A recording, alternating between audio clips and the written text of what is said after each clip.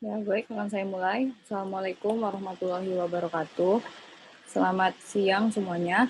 Kami dari kelompok 6, kelompok Si Buta, akan menampilkan hasil diskusi kami. Sebelum memulai, saya akan memperkenalkan anggota kelompok. Yang pertama ada Ale Clarissa, yaitu saya sendiri sebagai moderator, Zulfikar Muhammad Abdan, Bilkis Mustika, Gusti Ketut Oka Saputra, Galuh Muyasar Alfarizi, Naufan Faiz, dan Ricky Herianto. Sebelum kita memulai ke sesi selanjutnya, silahkan untuk menonton video asal-usul kami yang sudah kami share di grup PKN.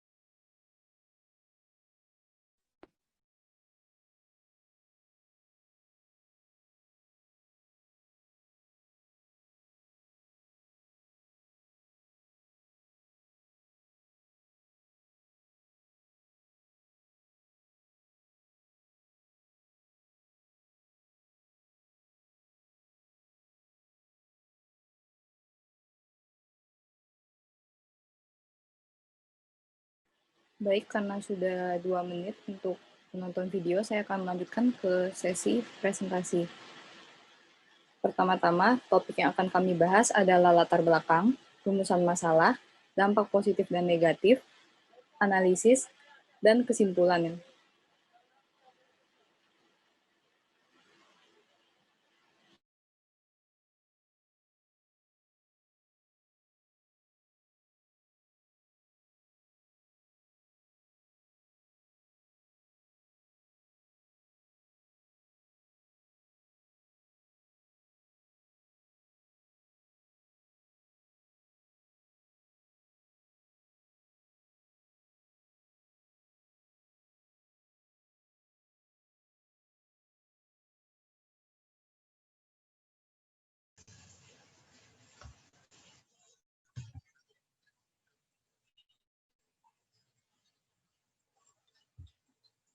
Virus COVID-19 adalah bagian dari virus yang menyebabkan penyakit pada hewan ataupun juga pada manusia. Latar belakang virus COVID-19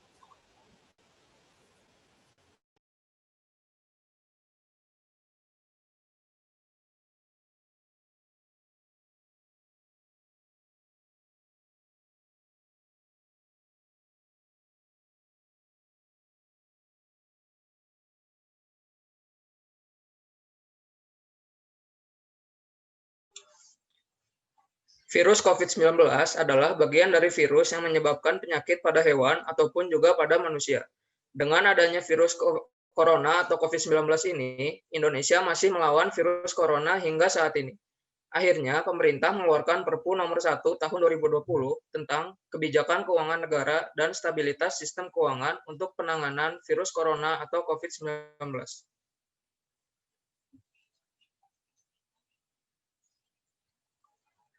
Rumusan masalah. Yang pertama, apa isi dari Perpu tersebut?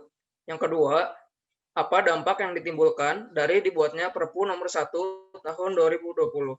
Dan yang ketiga, apa yang menyebabkan Perpu ini menuai kontroversi bagi masyarakat? Mengapa masyarakat pro dan mengapa masyarakat kontra? Selanjutnya ada dampak positif dan negatif. Yang pertama, pemerintah melakukan amandemen undang-undang sehingga undang-undang bisa menjadi lebih baik lagi. Artinya dengan adanya Perpu ini, pemerintah bisa merubah atau mengamandemen undang-undang yang sebelumnya dirasa kurang menjadi lebih baik lagi. Yang kedua, dengan adanya Perpu ini, setidaknya bisa menjadi solusi untuk permasalahan pandemi COVID-19 di Indonesia, khususnya di sektor ekonomi. Walau Perpu ini dirasa kontroversial, namun setidaknya adanya Perpu ini mampu menjadi jalan keluar atau mampu menjadi solusi atas permasalahan pandemi COVID-19 di Indonesia, khususnya di sektor ekonomi. Yang ketiga, pemerintah tidak tinggal diam dan bereaksi dengan membuat Perpu ini untuk menyelesaikan permasalahan COVID-19 di Indonesia. Artinya pemerintah kita peka dan istilahnya tidak diam saja dengan adanya pandemi ini, sehingga kita tahu kinerja pemerintah seperti apa dalam menghadapi peristiwa tidak terduga ini. Dan yang terakhir, mendapat dukungan dari pemerintah. Rakyat yang dirasa kurang mampu ataupun sedang mengalami kesulitan karena adanya pandemi ini akan mendapatkan bantuan dari pemerintah, setidaknya untuk memperbaiki perekonomian dan juga usaha yang dijalani oleh rakyat pun mendapatkan dukungan dari pemerintah. Selanjutnya ada dampak negatif. Yang pertama, penyalahgunaan kebijakan dan kekuasaan. Pemerintah bisa menjadi seenaknya dalam membuat suatu peraturan berkat adanya Perpu ini. Dan juga tujuan dari dibuatnya Perpu ini menjadi sedikit melenceng. Apakah untuk menghadapi pandemi COVID-19 ini atau untuk memperbaiki perekonomian negara. Yang kedua, melemahnya sifat demokrasi. Artinya warga negara kita tidak mendapatkan kebebasan untuk mengeluarkan hak untuk mengambil keputusan, karena Perpu yang dibuat ini terkesan memaksakan. Yang ketiga, membuat masyarakat kebingungan, karena dengan diterbitkannya Perpu ini menghasilkan stigma negatif dari masyarakat itu sendiri, bahwa pandemi COVID-19 ini merupakan sebuah konspirasi dari elit global. Artinya masyarakat termakan berita hoaks yang ada, baik dari internet ataupun dari mulut ke mulut, yang mengakibatkan sebagian masyarakat menjadi tidak percaya dengan adanya COVID-19 ini. Dan yang terakhir, melemahnya integrasi nasional. Sesuai dari poin sebelumnya, terdapat perbedaan pendapat antar masyarakat, karena ada sebagian masyarakat yang percaya adanya COVID-19 dan ada pula yang tidak percaya. Alhasil, perbedaan tersebut mengakibatkan melemahnya integrasi nasional.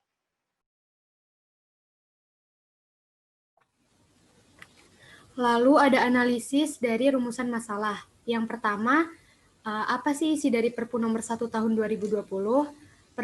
Isi Perpu nomor 1 tahun 2020 itu berisi tentang kebijakan keuangan negara dan stabilitas sistem keuangan untuk penanganan pandemi COVID-19 dan dalam rangka menghadapi ancaman yang membahayakan perekonomian nasional dan stabilitas sistem keuangan. Perpu nomor 1 tahun 2020 dikeluarkan pada tanggal 31 Maret 2020.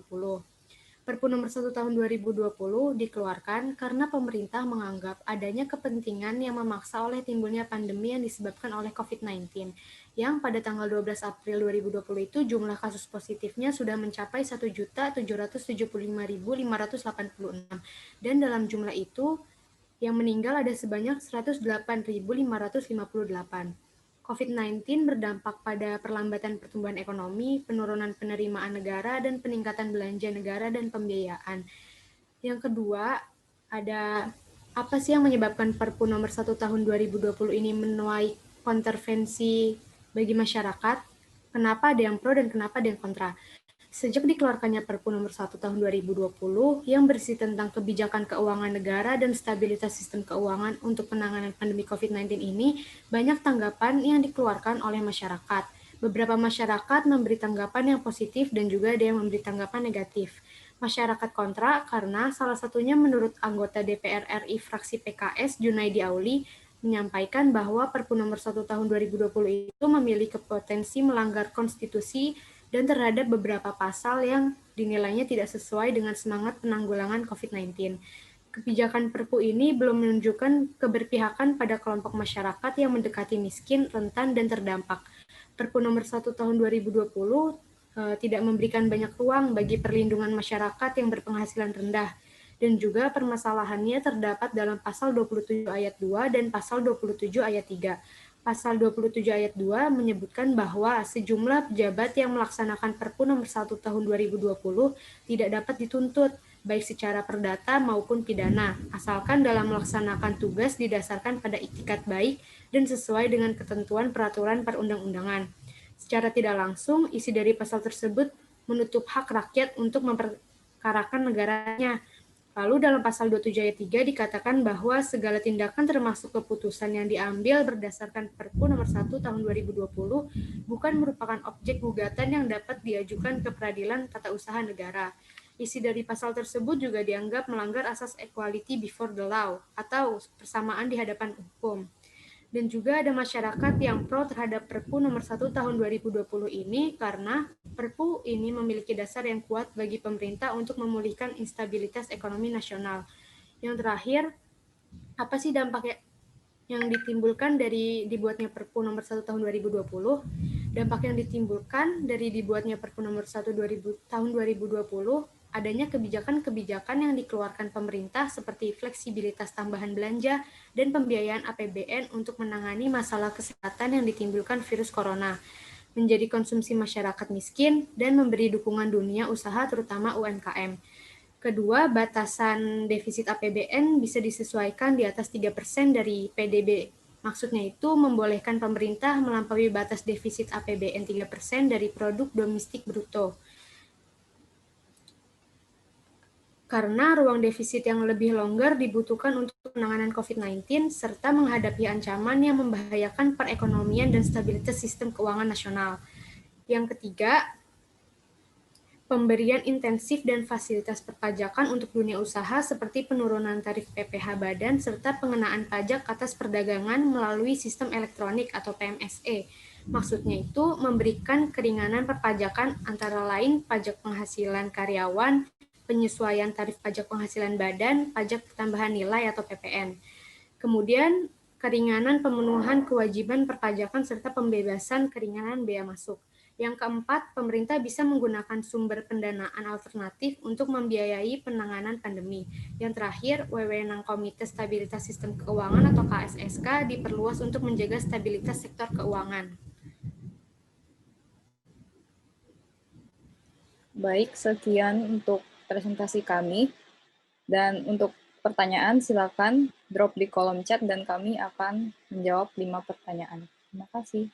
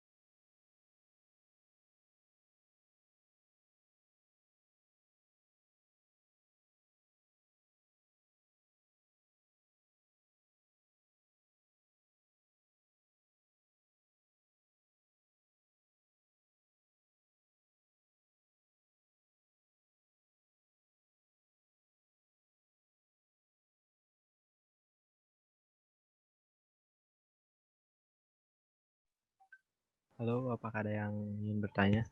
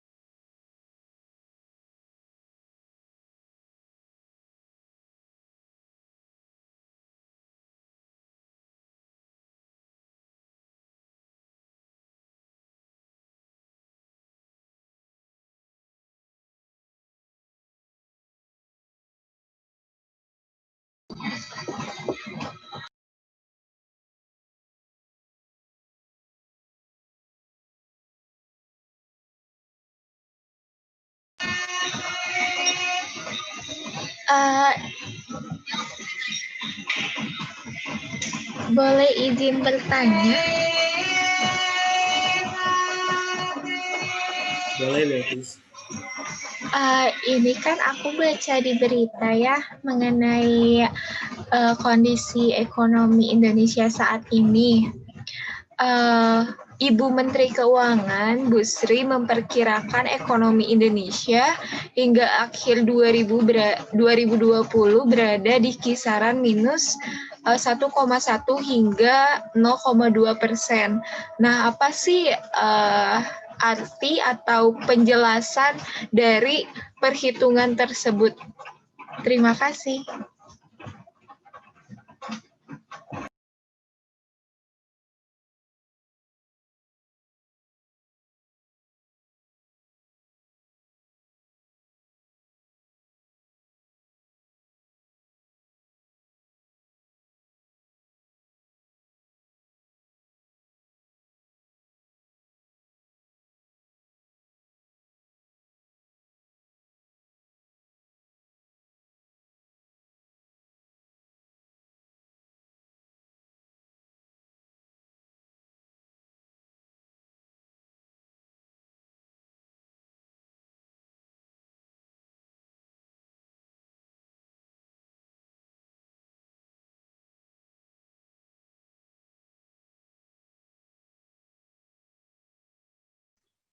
Maaf Bilkis, untuk pertanyaannya, untuk pertanyaannya kayaknya agak melenceng dari materi kita.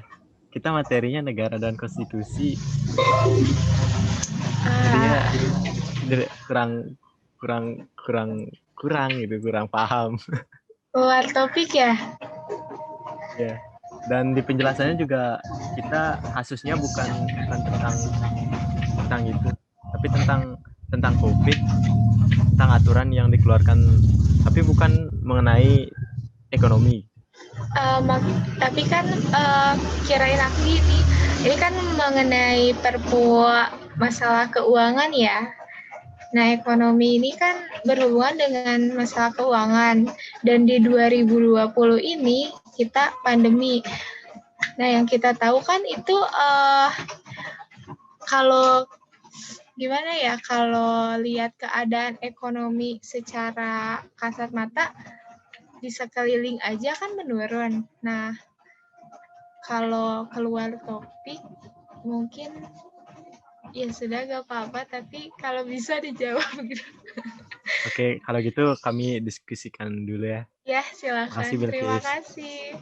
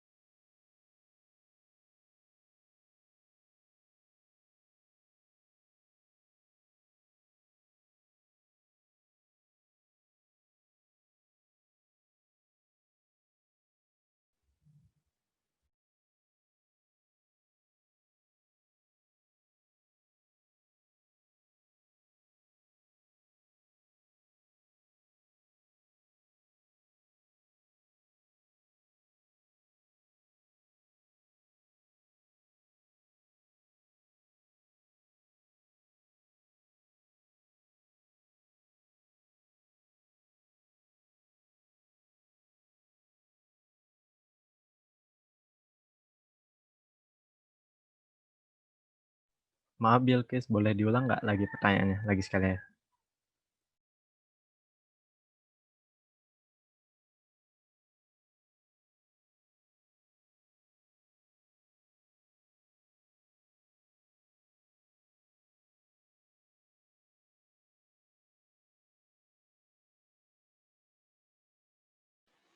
Oh iya, ini meetingnya mau berakhir 9 menit lagi, mau pindah rumah apa gimana?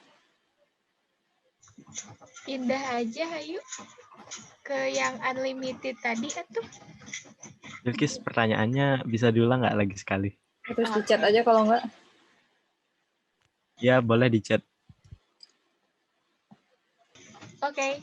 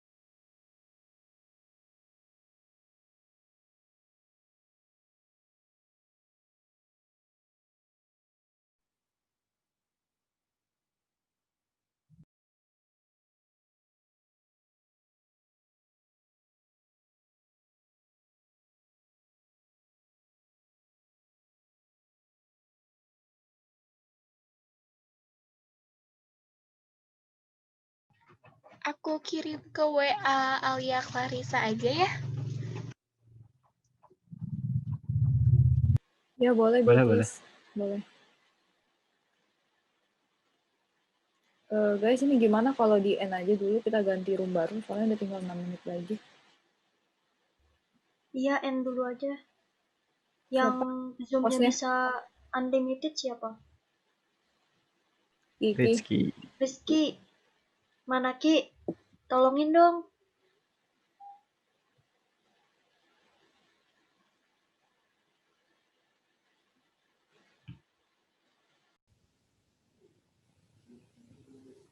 Untuk warga yang terdampak COVID-19 tetapi terkadang ada saja pihak yang membaginya, itu tidak rata atau tidak sama.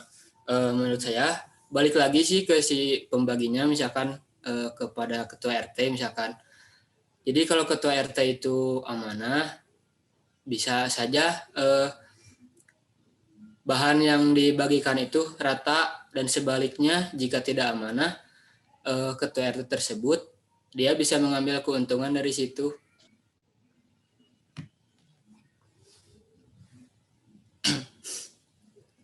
ada tambahan lagi dari yang lain?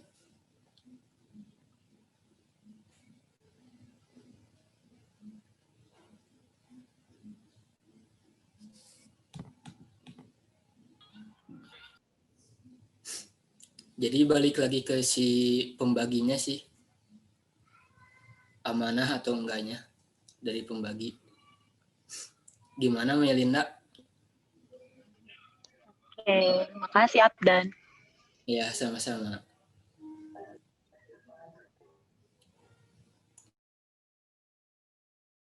Berikutnya aku mau jawab pertanyaan dari Bilkis. Bilkis sudah join belum?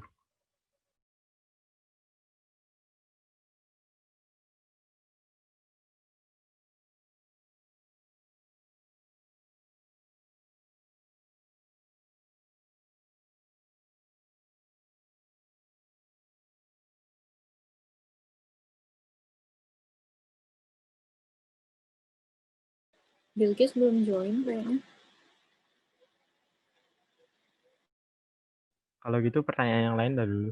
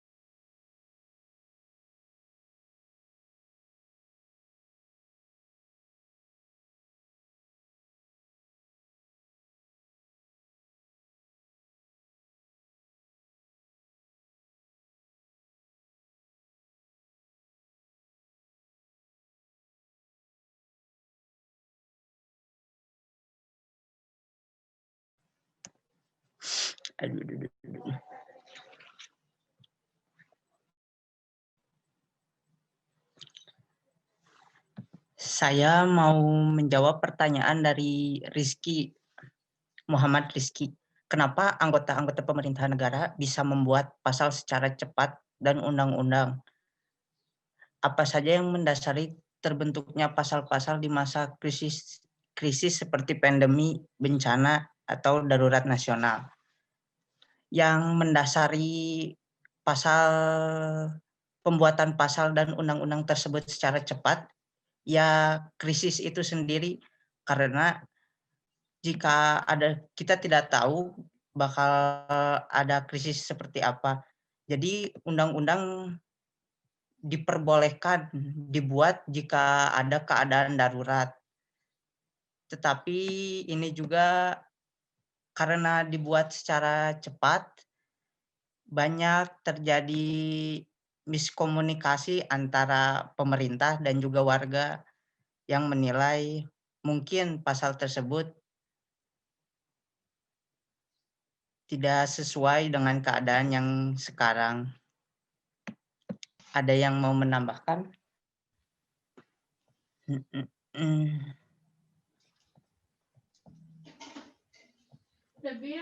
Apa? Nanti bilangin sama kakak.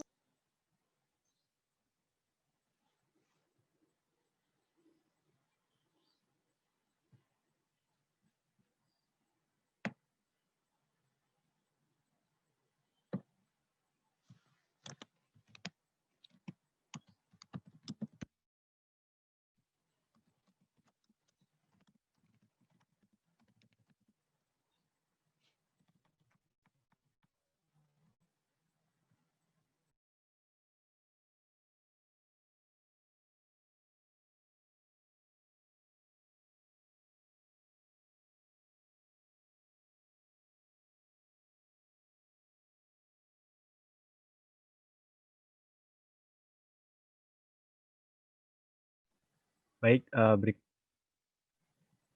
berikutnya saya akan menjawab pertanyaan dari Bilkis Putri. Pertanyaannya, pada masa pandemi ini ekonomi kita menurun, maka dari itu pemerintah membuat Perpu nomor 1 tahun 2020 tentang kebijakan keuangan dan stabilitas sistem keuangan. Bersumber dari berita galamedia.com. Menteri Keuangan Ibu Sri Mulyani memperkirakan ekonomi Indonesia hingga akhir 2020 berada di kisaran minus 1,2 hingga 0,2%, dan menurutnya Perpu ini dijadikan wadah produk hukum untuk kegentingan yang memaksa. Lalu apa sih arti dari angka tersebut dan apa saja dampak-dampaknya? Jadi itu artinya pada tahun 2020 ini ekonomi kita mengalami penurunan daripada tahun sebelumnya. Dengan adanya penurunan tersebut, tentu output dari ekonominya akan berkurang. Nah, ini berdampak pada turunnya aktivitas ekonomi, sehingga apa yang bisa dikerjakan dalam dunia ekonomi semakin sedikit. Karena dalam bidang ekonomi yang dikerjakan semakin sedikit, maka perusahaan tidak bisa menjalankan usahanya seperti biasa. Sehingga pada akhirnya akan berujung pada PHK yang besar-besaran gitu. Seperti yang terjadi saat ini, awal-awal pandemi itu udah banyak yang perusahaan melakukan PHK untuk mengatasi hal tersebut. Itu sih, dan akhirnya terciptalah pengangguran gitu. Itu sih dampaknya. Bisa diterima? Ya, terima kasih.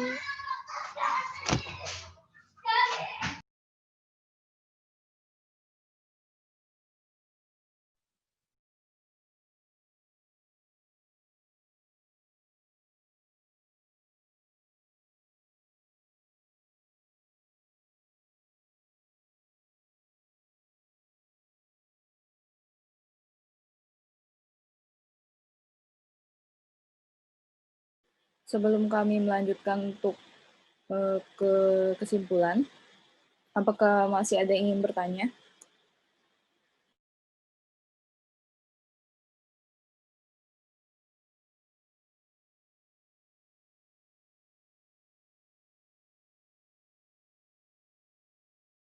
Baik, karena pertanyaan sudah terjawab semua, untuk bagian terakhir saya akan menyampaikan kesimpulan. COVID-19 memang memberikan dampak yang besar dalam segala hal. Munculnya Perpu nomor 1 tahun 2020 menimbulkan pro dan kontra. Namun, dari sekian dampak negatif yang sudah disampaikan, kita harus berusaha untuk tetap mengambil pelajaran dari kasus ini. Sebagai warga negara, sudah selayaknya kita untuk berani bersuara, menelaah peraturan yang dikeluarkan, serta menghargai hukum yang berlaku di negara kita. Demikian presentasi dari kami, lebih dan kurangnya mohon maaf. Wassalamualaikum warahmatullahi wabarakatuh.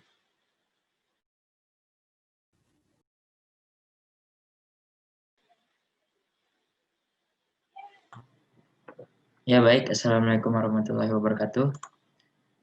Saya